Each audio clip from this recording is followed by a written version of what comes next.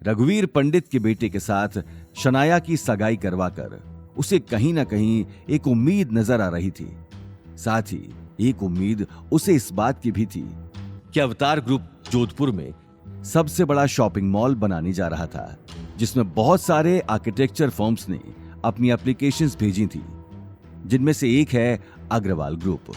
अपने पति हिम्मत अग्रवाल के जाने के बाद गायत्री देवी ने सारा बिजनेस अपने कंट्रोल में कर लिया था, पर कुछ सालों से कंपनी लॉस में जा रही थी और गायत्री देवी किसी भी हाल में अग्रवाल ग्रुप को फिर से टॉप पर लाना चाहती थी और इसके लिए उनका डिजाइन सिलेक्ट होना बहुत जरूरी था। भले ही दादी सा ने अवनी के परिवार को घर से अलग किया था और अवनी अभी भी अग्रवाल ग्रुप में एज अ डिजाइनर काम कर रही थी। उसे उम्मीद थी कि शायद एक दिन उसके काम से खुश होकर वो उन्हें वापस अपनाएगी। अवनी को अवतार ग्रुप के प्रोजेक्ट की बात का पता लगते ही वो अपना सारा काम छोड़कर दिन रात डिजाइन बनाने में जुट गई। उसे अपने आप पे कॉन्फिडेंस था। आफ्टर ऑल मुंबई के टॉप कॉलेज से अवनी ने आर्किटेक्चर की पढ़ाई में टॉप किया था और उसका सपना था कि उसे एक दिन दादी सा अग्रवाल ग्रुप का डिजाइन डायरेक्टर बनाएंगी।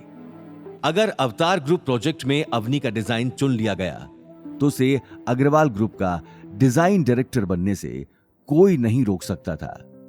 गौतम जब जब अवनी को रात में काम करते हुए देखता तब तब उसे ख्याल आता कि वो अभी के अभी अभिनव को फोन कर एक झटके में अवनी का डिजाइन सिलेक्ट करवा दे।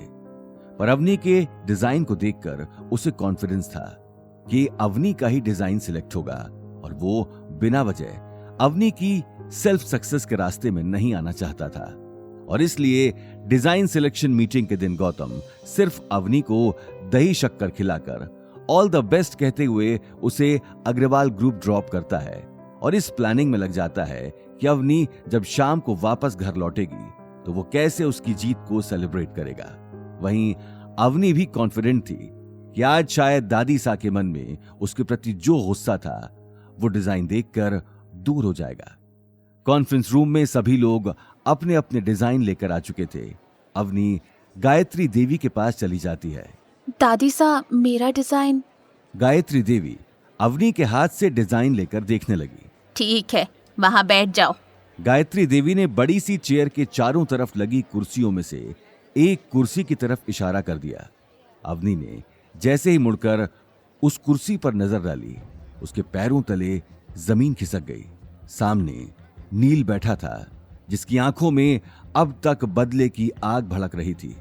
अवनी ने एक पल रुककर गहरी सांस ली और अगले ही पल उसके पास जाकर बैठ गई। अवनी, तुम क्यों यहां अपना टाइम बर्बाद करने आई हो? इससे अच्छा तो तुम अपने उस सुमेर पैलेस के आशिक से कहती तो वो तुम्हारा डिजाइन एक झटके में सिलेक्ट करवा देता। ज्यादा से ज्यादा क्या होता, तुम्हें उसके साथ एक रात ही तो गुजारनी पड़ती। मेरी छोड़ो, भूलो मत सिर्फ दादी सा की वजह से ही तुम इस कुर्सी पर बैठे हो, वरना तुम ये जगह डिजर्व नहीं करते। तुम्हारा आर्किटेक्ट और डिजाइनिंग से दूर दूर तक कोई लेना देना नहीं है।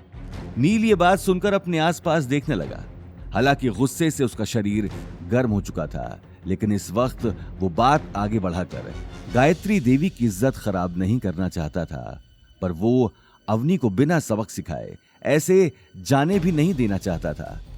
देखते ही देखते वो घड़ी आ जाती है जिसका सभी को इंतजार था। कॉन्फ्रेंस रूम में अवनी और घर में गौतम दोनों बेसब्री से इंतजार कर रहे थे उस पल का जब गायत्री देवी अवनी का नाम लेगी। गौतम से और रहा नहीं जाता और वो अवनी को कॉल लगाता है, पर अवनी गौतम का कॉल नहीं उठाती है। कुछ घंटों बाद वो फिर से अवनी को कॉल करता है, पर अवनी का कॉल स्विच्ड ऑफ आता है। गौतम अब टेंशन में आ जाता है। उसे बहुत ही स्ट्रॉन्ग फीलिंग आती है कि अवनी ठीक नहीं है। वो अवनी के ऑफिस में लैंडलाइन पर कॉल करता है और उसे पता चलता है कि अवनी बहुत पहले ही ऑफिस से निकल चुकी थी। आगे की कहानी जानने के लिए देखिए अगला एपिसोड सिर्फ पॉकेट एफएम के यूट्यूब चैनल पर और रॉयल वारिस के सारे एपिसोड्स को सुनने के लिए डिस्क्रिप्शन में दी लिंक से डाउनलोड करें पॉकेट एफएम ऐप।